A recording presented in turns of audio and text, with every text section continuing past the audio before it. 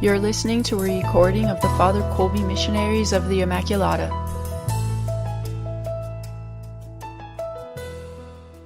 So welcome to this second evening and reflection on the mysteries of the Rosary, Mondays with Max and Mary, reflecting on the mysteries of the Rosary using church teaching and the writings of our great Marian Saint Maximilian Kolbe. Last week we began this second part of a three-part series reflecting on the first luminous mystery, the baptism of Jesus in the Jordan River. We saw this mystery as the key moment when Jesus lives his hidden life at Nazareth and takes on his mission of preaching and healing, ultimately leading to his passion, death, and resurrection for our salvation.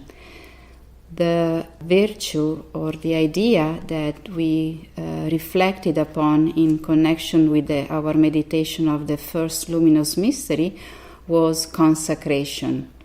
And basically we said that in this mystery, at the baptism of Jesus, Jesus is consecrated by God the Father for the work of salvation that he was sent for. Consecration, seemingly for us, is to be set aside for a particular mission. And we saw how Mary is present in this journey of renewal of our life through baptism and taking on the mission that God has chosen for us. In particular, to the reading of the Gospel and the contemplation of the icon, we reflected on the water of baptism, which remind us of our being freed from original sin, introduced in the family of God and called to a life of holiness and of mission. We saw Mary as our wonderful mother, resplendent with the glory of the most sublime holiness, so completely free from all stain of sin. We reflected on the Spirit that comes upon Jesus, descends in the visible form of a dove. This, in the life and in the mystery of Mary, reminds us of the Annunciation and Pentecost, when she was overshadowed with the Holy Spirit.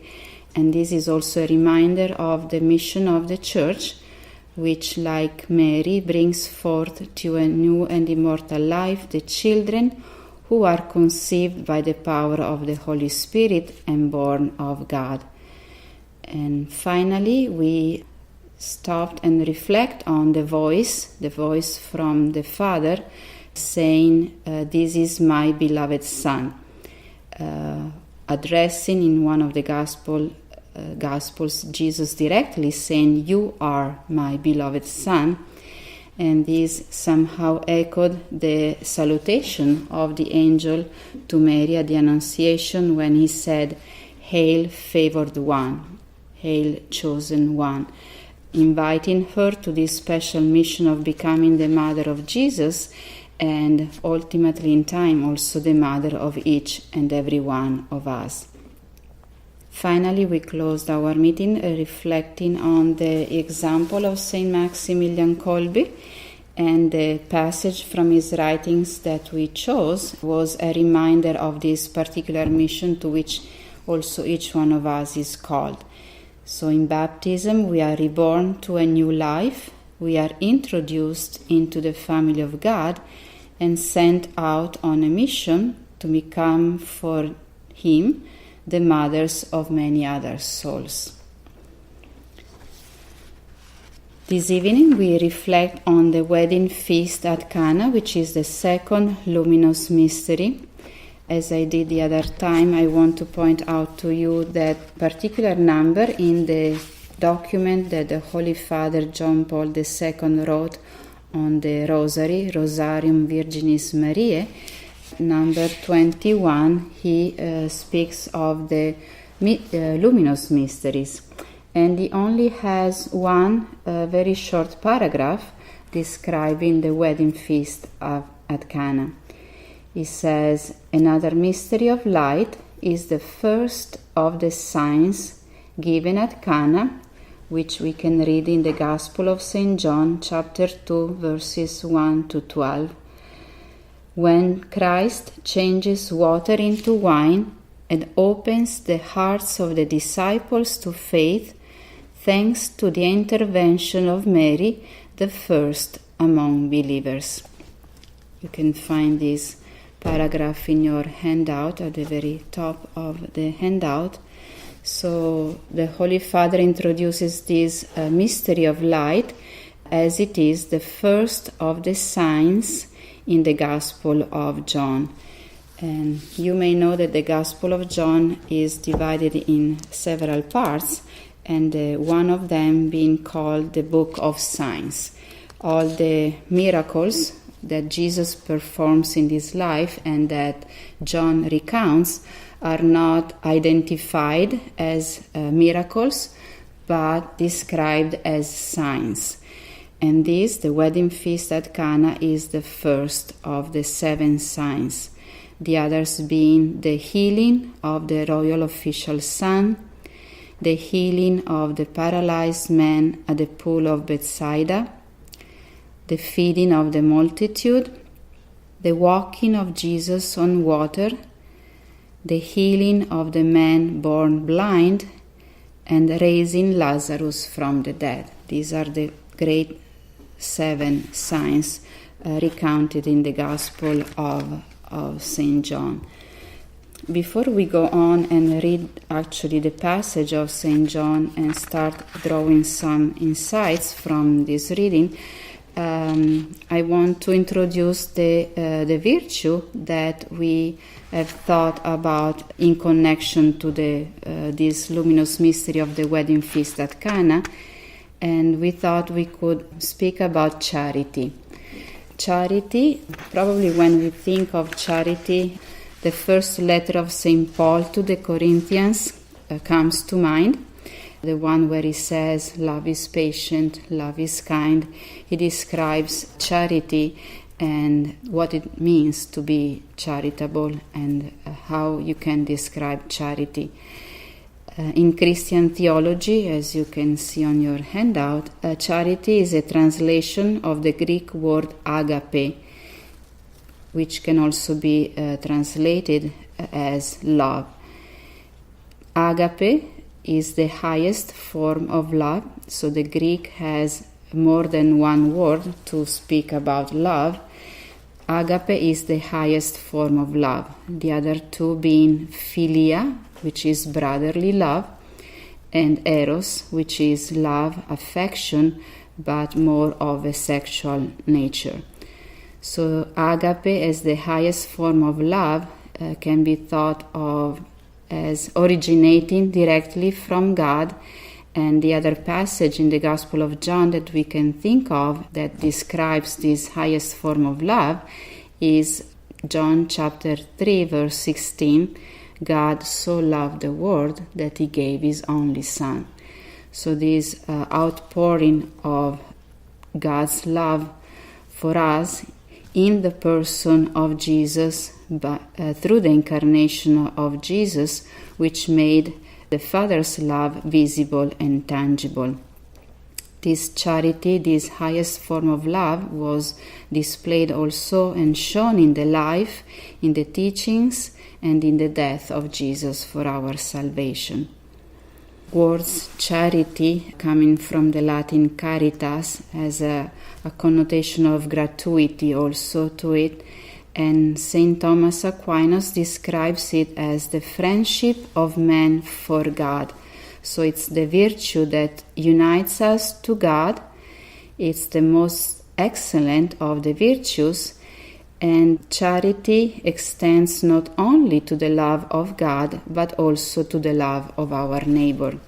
So we will see in the wedding feast at Cana this interplay of, God, love for neighbor, and our response in charity. Finally, the Catechism of the Catholic Church defines charity as the theological virtue by which we love God above all things for His own sake, and our neighbor as ourselves for the love of God. So as we read through the Gospel and draw some insights on the wedding feast of Cana, we can keep this idea of love, this highest form of love, in the back of our mind and see how this Gospel invites us to this special form of love as well. Last December, when I was invited to give a retreat to a group of Spanish-speaking people up in Northern California, the theme that they gave me was the wedding feast at Cana. So I found an interesting catechesis given by our Pope Francis on June the 8th, 2016. I believe there are some paragraphs in your handout.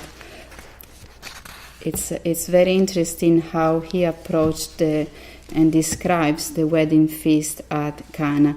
First of all, we need to remember that 2016 was the year of mercy. So he actually speaks of Cana and the wedding feast at Cana as the first sign of mercy. So it identifies love with mercy. And he says that the evangelist John speaks of the miracle of changing water into wine as a sign because Jesus does not perform them in order to excite wonder, but to reveal the love of the Father. So I saw already here coming again, resonating again, this idea of love and charity, first of all being the love of the Father. What Pope Francis is saying is that Jesus is not a showman, is not a magician, but that all that he does is for him to reveal the love of the Father. He is the incarnation of the love of the Father, and through performing these signs, he wants to draw us into this love of the Father. So at this point we can actually read the Gospel, which, as I said, we can find in chapter 2 of St. John, verses 1 to 12. Okay, chapter 2, the wedding at Cana. On the third day there was a wedding in Cana, in Galilee, and the mother of Jesus was there. Jesus and his disciples were also invited to the wedding. When the wine ran short, the mother of Jesus said to him, "They have no wine." And Jesus said to her, "Woman, how does your concern affect me? My hour has not yet come." His mother said to the servers, "Do whatever he tells you." Now there were 6 stone water jars there for Jewish ceremonial washings, each holding 20 to 30 gallons. Jesus told them, "Fill the jars with water." So they filled them to the brim. Then he told them, "Draw some out now and take it to the head waiter." So they took it. And when the head waiter tasted the water that had become wine, without knowing where it came from, although the servers who had drawn the water knew, the head waiter called the bridegroom and said to him, "Everyone serves good wine first, and then when people have drunk freely, an inferior one. But you have kept the good wine until now." Jesus did this as the beginning of his signs in Cana in Galilee, and so revealed his glory, and his disciples began to believe in him. After this, he and his mother, his brothers, and his disciples went down to Capernaum and stayed there only a few days. So Jesus has already called his disciples. The Gospel account begins by saying on the third day. So the previous days are the days of the calling of the first disciples, of John the Baptist pointing Jesus out as the Lamb of God and inviting his own disciples to start following Jesus. So this is just the beginning. They are following Jesus, they have become his disciples, but of course they must go further, and it is the mother of Jesus, it's Mary, that shows the way. And as you can see, she is the first person mentioned in the story, so it actually says the mother of Jesus was there. Even before introducing Jesus and the disciples being present at the wedding, John says the mother of Jesus was there. If we reflect briefly on the second verse where it says Jesus was there with his disciples, we are introduced to an interesting idea that those whom Jesus called had to follow him. He bound them to himself in a community, and now, like a single family, they are all invited to a wedding.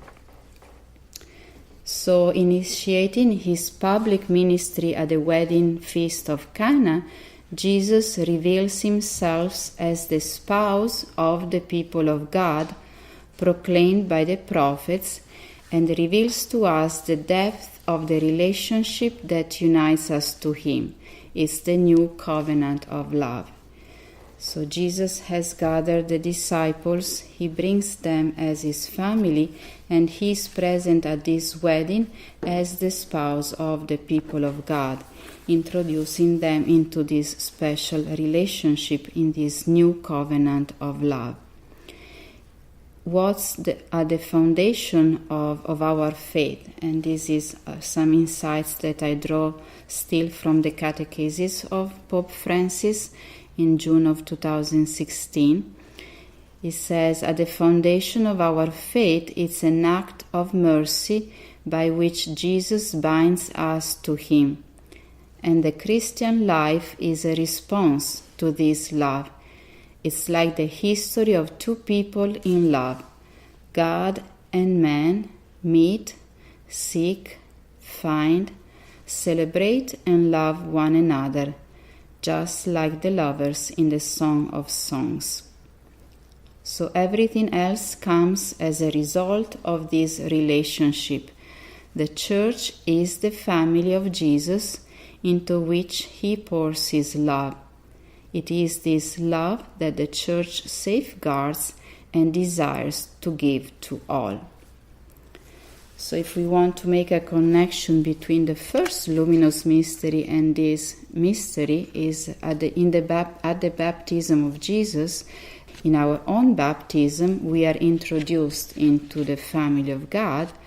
Cana, the wedding feast of Cana, reminds us of this calling into an even deeper relationship, which is like a spousal relationship between Christ and the Church, where we, the disciples, are the Church, are the bride, and Jesus invites us into this special, intimate relationship. And it is in the context of this covenant of love that we can also understand Our Lady's observation. So Mary is shown as pointing out a need to Jesus. She says, they have no wine. Pope Francis says, how can one celebrate a wedding feast and make merry without what the prophets indicated as a typical element of the messianic banquet? Water is necessary for life, but wine expresses the abundance of a banquet and the joy of the feast. Wine is necessary for the feast. And then we have again the words of Mary addressed to the servants, do whatever it tells you. These are the last words recounted by the Gospel of John, and these are the legacy that she hands down to us. So still today Our Lady says to each of us, do whatever it tells you. Do whatever Jesus tells you. If we look at the icon, we can see these ideas also in a visual form. The whole icon of the wedding feast at Cana is on the top left, and it shows the whole scene. Jesus and Mary are actually not at the center of the icon, because the icon is descriptive of the wedding feast at Cana. So at the center are the bridegroom and the bride, but even though Jesus and Mary are on the left hand side, you can see that the eyes of everybody are turned toward Jesus and Mary. And in the image on the bottom right of your handout, you see that very special corner where Jesus and Mary enlarged. So we kind of zoom in on this particular encounter between Jesus and Mary, between Mary and Jesus. Mary, the Mother of God, we said she is introduced at the very beginning of this account of John at the wedding feast of Cana. She is the one standing close to Jesus, to his right behind Jesus, talking softly to him with Jesus' head turned toward her. Jesus is giving his full attention to Mary as she quietly speaks to him, interceding on behalf of the bridegroom and the bride, and ultimately interceding for the joy of all the guests at the wedding feast. Mary is shown standing behind Jesus.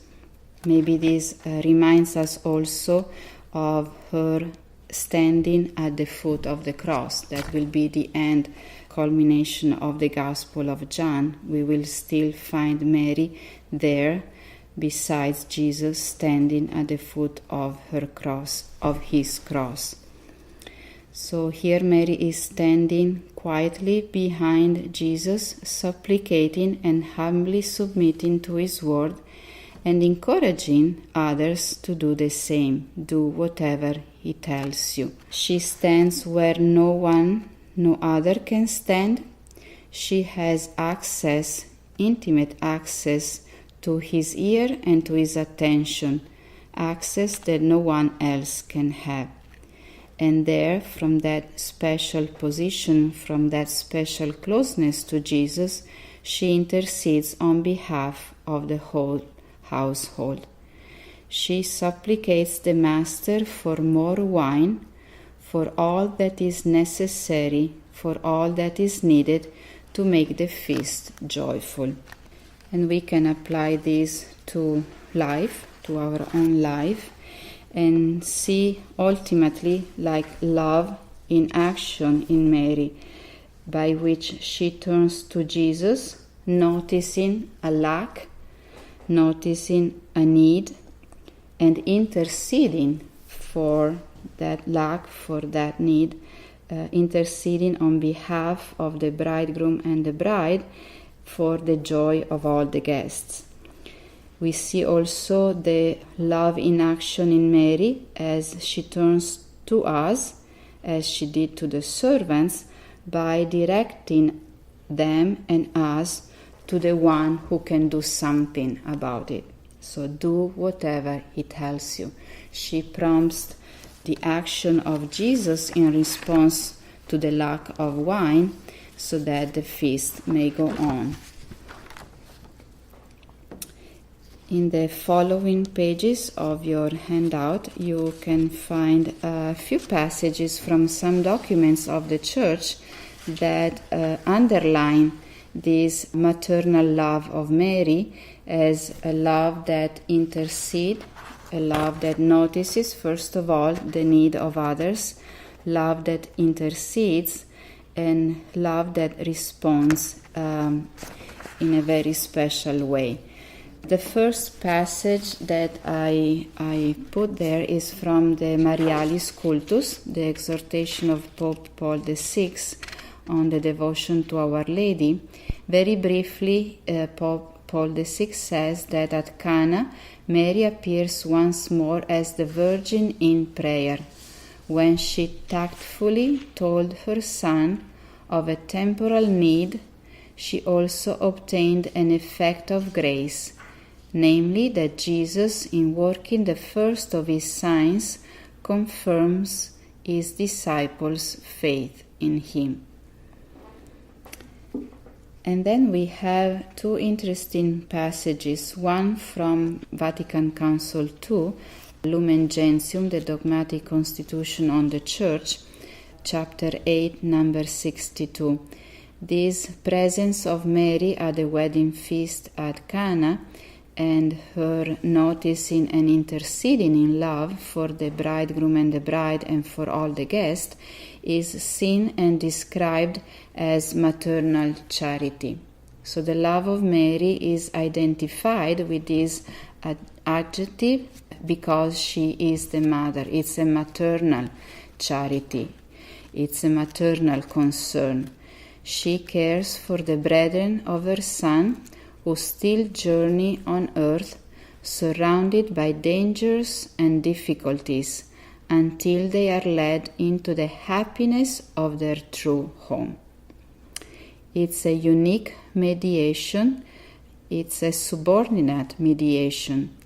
Mary intercedes for us. She leads us to Jesus, who obtains for us the joy, the wine of true joy and true happiness. And this idea of the maternal charity and love of Mary, who accompanies us in our journey until we reach the happiness of our true home, which is ultimately heaven, is also taken again by Pope John Paul II in his encyclical letter on the Blessed Virgin Mary in the life of the Pilgrim Church, the Mother of the Redeemer, Redemptoris Mater. And there is a whole number 21, which is beautiful. It's very long, and I think I left most of it in your handout, but I want to point out the central part of it, because in my opinion it reflects this idea of Mary noticing, interceding, and leading us to Jesus, who can do something for our needs and for our happiness. Again, even here, Pope John Paul II says that Mary is present at Cana in Galilee as the mother of Jesus. So again, we are reminded that the presence of Mary is a maternal presence and a maternal intercession. And then, as I said, pointing out to the icon, he asked this question: what deep understanding existed between Jesus and his mother? How can we probe the mystery of their intimate spiritual union? So Jesus and Mary in this intimate conversation, looking at each other, with Mary prompting Jesus to perform the miracle and Jesus listening to her and obtaining this miracle for the bridegroom, the bride, and the guest.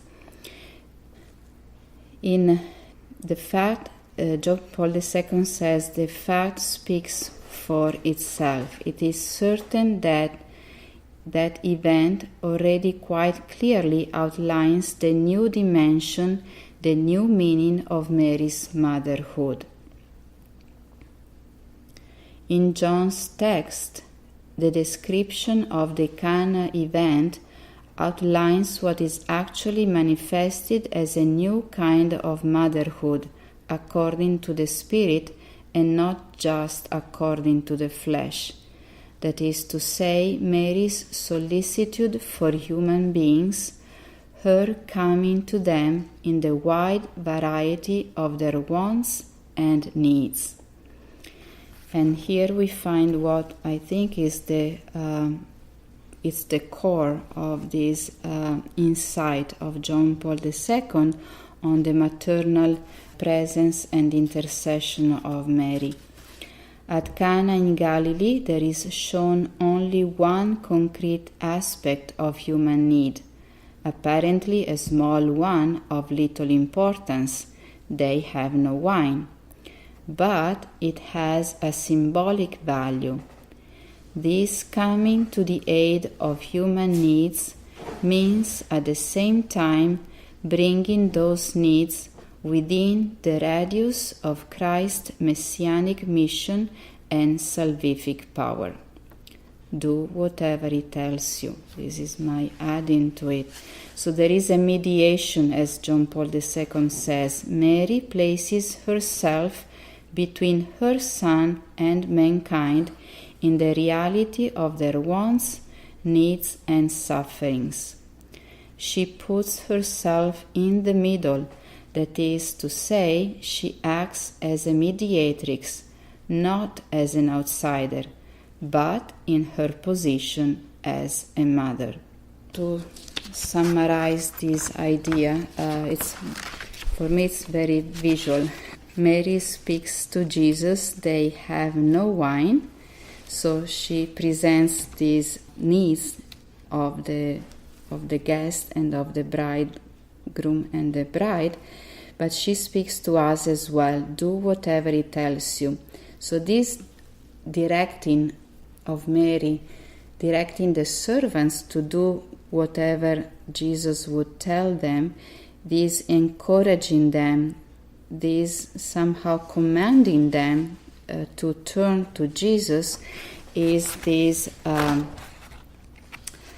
bringing those needs, the needs of the guest, the bridegroom and the bride, within the radius of Christ's messianic mission and salvific power. Mary doesn't answer personally to those needs. She points them out and she directs the servants and us to Jesus, who can do something about them, who can perform the miracle. And this is because of Mary's maternal intercession, because of her charity as a mother who cares for the brethren of her Son, who still journey on earth, surrounded by dangers and difficulties, until they are led into the ultimate happiness, which is the happiness of their true home. And finally, I want to share with you some insights from the life and the writings of Saint Maximilian Kolbe. And as I was reflecting and meditating and reading some of the writings of Saint Maximilian Kolbe, I was reminded of how John Paul II described him as the prophet of the new civilization of love. I was reminded of the fact that John Paul II decided to canonize Maximilian Kolbe as a martyr of charity. So there is much in the life of our patron saint that points out to love through charity. Charity in imitation of Christ, in laying down his life for another person and helping the other prisoners be reconciled to God and prepared for death. I saw also reminded of the many testimonies of friars, confreres and people who would point out how St. Maximilian Kolbe was to them like a mother. So I saw this idea of maternal love and intercession also in the life of St. Maximilian Kolbe. And there are obviously many passages in his writings that we could pick to describe this idea of love in imitation of Mary, intercession in imitation of Mary, and I chose only a few. The first one is and I chose them from different parts of his writings, so personal meditations, articles, letters. The first one is from his personal meditations, and it can be found in his writings number 987b in March of 1918. He says, the motives of genuine love are supernatural, likeness to God, adoptive sonship. Besides, if one's neighbor is in the grace of God, one even becomes spouse of God. One's neighbor is an image of God, much more perfect than paintings and sculptures. He is a living image. Indeed, we appreciate paintings not on account of the material they were made of, but for their likeness to the things or people they portray. And the reason why I chose this one is because becoming aware of the needs of others and being charitable to others and loving others, it doesn't always come natural. And I thought it's beautiful. It's beautiful to be reminded of the supernatural dimension of love, of true love, of genuine love. That ultimately what leads us to love others and to be sensitive to their needs and wants and difficulties, it may not be a likeness, but the fact that these people, this neighbor, is an image of God and is made in the image of God, and because of their likeness to God, they prompt us to respond to their needs and reach out to them in true love. The next passage from the writings of Saint Maximilian Kolbe is an article of 1925. He, if you want to say so, is building on this idea. When he speaks of love for one's neighbor, he says, loving one's neighbor not because he is nice, worthwhile, wealthy, influential, or just because he is grateful, for such would be very petty reasons, unworthy of a male or female Knight of the Immaculata. Genuine love rises above the creature and plunges into God. In Him, for Him, and through Him, it loves everyone, be they good or bad, friends or foes. It offers a helping hand full of love to everyone. It prays for all, suffers for all, wishes good to all, wishes happiness to all, because that is God's will. So it's because of our love for God and because in imitation of God we are drawn to love everyone. We are called to love everyone, not necessarily and not just because they are nice, wealthy, influential, or even just grateful toward us for our love and for our for our understanding and awareness of their need to be loved and helped. In a more apostolic dimension, even the work of Saint Maximilian Kolbe and the Militia of the Immaculata, it's all in this spirit. And we see this in a promotion leaflet that he published in 1938. It's all about the association of the Militia of the Immaculata, and when he comes at point 5, describing the essence and the spirit of the MI, he says, the movement is called militia because those who enroll in it do not limit themselves to total self-oblation to the Immaculata, but to the best of their abilities they strive to win even the hearts of others over to her, that they also may give themselves over to her as they themselves have done. They want to win over to her the largest possible number of hearts, of the hearts of all those who currently live and will live at any time until the end of the world. This is the apostolic and missionary dimension of consecration to the Immaculate in the spirit of Saint Maximilian Kolbe, loving others to the point of wishing for their happiness, working for their happiness, drawing them to God through the Immaculata, working for their conversion and sanctification, which is ultimately their true happiness. He shows this push for love and charity to the point of, going also to the missions and wishing that all men in any part of the world would be converted and drawn closer to God through Mary. I want to briefly point out to the article that he wrote in 1936 in the Mujensai no Seibo no Kishi. So this is directed to the Japanese. He said, hatred divides, separates, and destroys, while to the contrary, love unites, brings about peace, and is constructive. It is not strange then that only love manages always to render man perfect, and therefore that only the religion that teaches love of God and neighbor can perfect man. It can be said that if this religion is spread around the whole world, the world would become a paradise. And finally, in 1940, St. Maximilian Kolbe was writing to the German district officer requesting authorization to continue printing his magazine, the Ricer's Niepokalanei.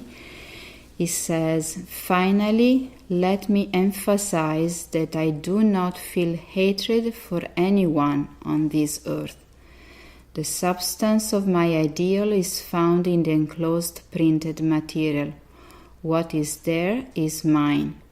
I want to work for that ideal always, to suffer and possibly give up my own life in sacrifice. What instead is against that ideal is not mine, but comes from outside, and therefore, according to my ability, I have fought it, I am fighting it, and I will fight it forever. If we have the writings of St. Maximilian Kolbe, I think we would find also very interesting in reading two other passages. Writings 1337 is the memento for the living, is practically the list of intentions that he placed when he celebrated his first Mass. And it's interesting how he reaches out in love. So he's offering the sacrifice of Mass for many different intentions, people, but also situations. And it's interesting. I think we do not have the time to go over that, but I want to point it out to you for your own personal reading. And also one that inspired me actually to reach out in love and charity, writings 962 from his spiritual exercises of the 1912.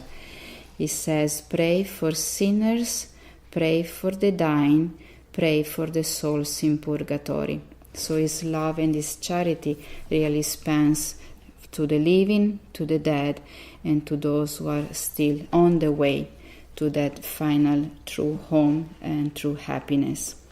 One closing thought, still from the writings of St. Maximilian Kolbe on love and how Mary can bring this love and true happiness. It's found in writings 571. It's a letter he sends to Father Florian on March 29, 1934. He says, the more each of us comes closer to the Immaculata, the more through her we will grow closer to one another, and in that unity lies our strength. Let us pray mutually one for the other. By coming closer to the Immaculata, the Mother who intercedes for us, who points us to Jesus, we come closer to each other in love and in true charity. And in this unity, in this charity, lies our strength. Immaculata, Queen and Mother of the Church, I renew my consecration to you this day and for always, so that you may use me for the coming of the kingdom of Jesus in the whole world. To this end, I offer you all my prayers, actions, and sacrifices of this day. O Mary, conceived without sin, pray for us who have recourse to you. and for all those who do not have recourse to you, especially the enemies of Holy Church, and all those recommended to you. Amen.